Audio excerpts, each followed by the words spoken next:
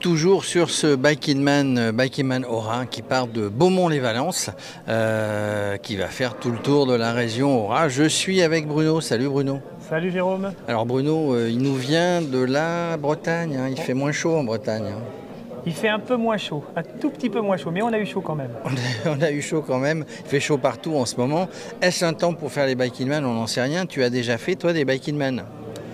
Alors en tant que breton, je te dirais que c'est pas un temps pour faire les Bike in Man, même si je suis là. Et pour cause, parce que j'en ai fait plusieurs et à chaque fois qu'il a fait des fortes chaleurs, j'ai beaucoup souffert. Avec de l'expérience, on finit par éviter certaines erreurs. Maintenant, on verra. Alors justement, c'est ton numéro combien? 3, 4, 5 tu m'as dit? 7e. 7e, tu vises le top 10.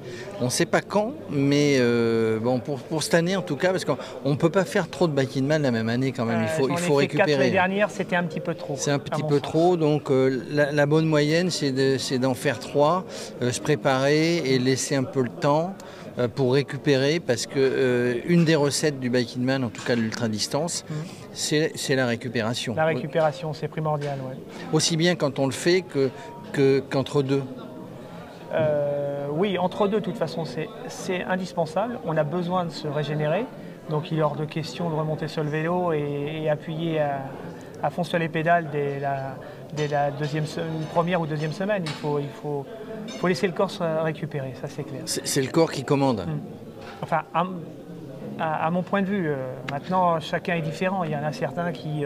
Alors il y a aussi ce phénomène, je me rappelle de mon premier Bike in Man qui était au Portugal, dans l'euphorie. Dans l'euphorie, on raye complètement. Dans l'euphorie, on raye complètement le plan de route qu'on s'était fait. Et là, on fait des conneries. Et là, on fait des conneries.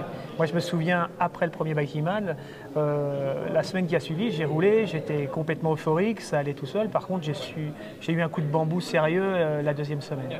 Et par contre, pendant le Bike in Man, pendant la course, qui dure pour les meilleurs entre 2 jours et demi et les autres, les finishers, en 5 jours, on va dire, on parle en temps d'heure, il faut aussi conserver sa ligne de conduite, en tout cas, et de ne pas être euphorique en partant dans tous les sens. Alors ça, c'est de la pure théorie. Si je te disais que je respectais ça, ça serait mentir. Malheureusement, c'est le tempérament de chacun, mais moi, mon tempérament fait que je ne sais pas compter et quelquefois, je vais beaucoup trop loin qu'il ne faudrait et après, je le paye par la suite. Alors, ça t'a joué des tours. Je sais que tu as fait le Scadi l'année dernière, Pays Basque, et là, ça t'a joué des tours et bon, t'as pas été au bout. J'ai pas été au bout parce que les conditions étaient bien particulières. On a eu, dès la première journée, au bout de quelques heures de course, on est passé de 25 degrés à 5 h du matin à 37 à 11 h. Et ça n'a plus bougé de 37 degrés. Donc c'est loin d'être facile de faire supporter ça à son corps. Donc j'ai fait une insolation déjà la première journée. J'ai essayé de repartir le lendemain, chose que j'ai fait, je suis reparti. Et à 16 h, j'ai jeté l'éponge, 16 h d'après-midi. Au pied du col d'Aspin, j'ai jeté l'éponge parce que je ne pouvais plus appuyer sur les pédales. Pourtant, il est joli. Hein. Oui, je l'ai connu dans d'autres circonstances, mais je crois que ça aurait été l'enfer de toute façon. Non, mais par contre, à un moment donné, quand le corps dit on s'arrête, il faut s'arrêter. C'est-à-dire qu'il ne faut pas aller au-delà de ses limites, même si on les a un tout petit peu dépassées. À un moment donné, il faut savoir s'arrêter quand même. Il faudrait savoir. Le meilleur exemple qu'on ait qui va te contredire, ou nous contredire. Qui s'est endormi avant l'arrivée. Exactement, tu sais de qui je parle, l'ami Laurent Boursette, et pas un manchot, 30 km avant l'arrivée, il avait presque course gagnée, et malheureusement, le manque de sommeil l'a fait arrêter à 30 km et ne plus repartir. Ça veut dire qu'il faut s'écouter, il faut savoir s'écouter, il faut savoir être raisonnable.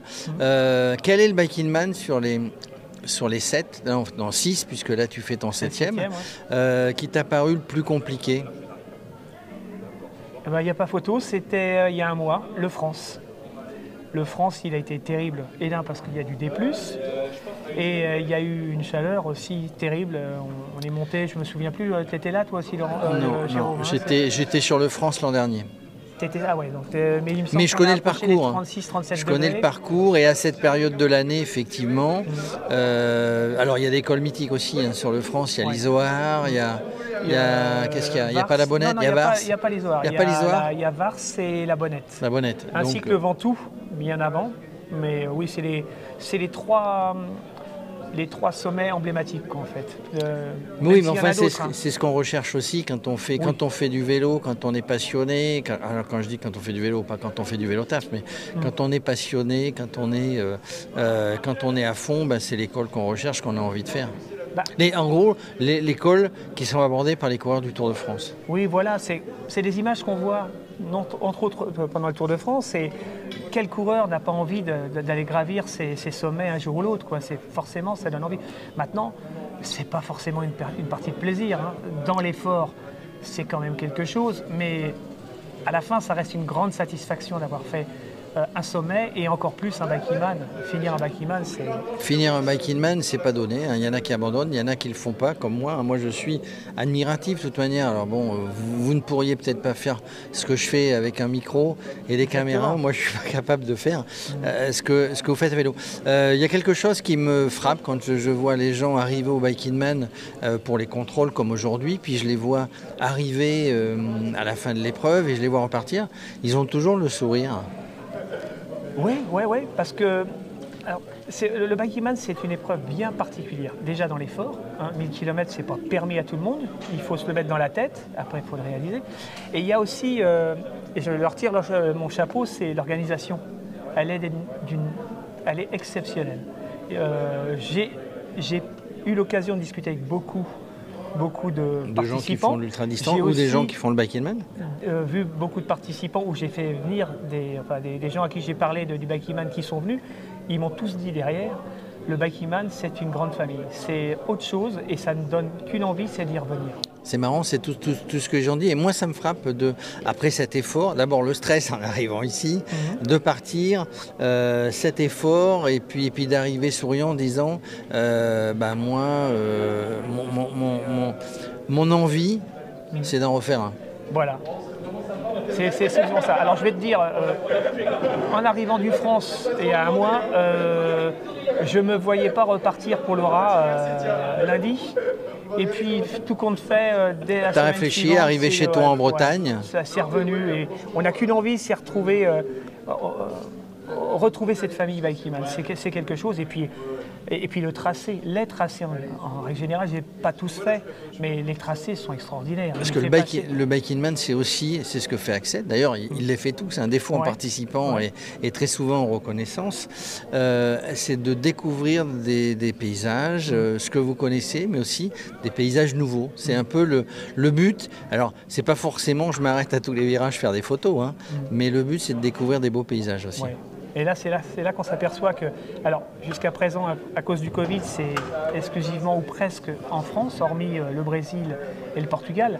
Mais c'est là, par cette pandémie et le fait d'avoir organisé des Bike-Ilman en France plus qu'avant il y avait que le Corse, hein, et ben ça a permis de faire découvrir aussi notre on a découvert Taïwan, on a découvert Oman. D'ailleurs, ils projettent un film qui a été tourné sur Oman. Ça donne envie. Il y a eu le Pérou aussi, il y a le Brésil. Bon, voilà, ça permet de découvrir et plein d'endroits en France, et ça permet aussi de découvrir certaines destinations qu'on n'aurait même pas imaginé faire. Voilà, donc on sort un peu de Bretagne. Ouais. On sort de mur de Bretagne, c'est ça la plus grande difficulté en Bretagne? Oui, en Bretagne, c'est vrai, on n'a pas de grands sommets, mais je pense que la Bretagne, il y a moyen. Axel m'en a parlé, on a eu l'occasion d'en parler un petit peu. D'organiser un Bike-Ilman. Il aura des choses différentes. On n'ira pas jouer avec des sommets parce qu'il n'y en a pas, ou le point culminant, il doit être à 384 mètres, je crois, si je me souviens bien.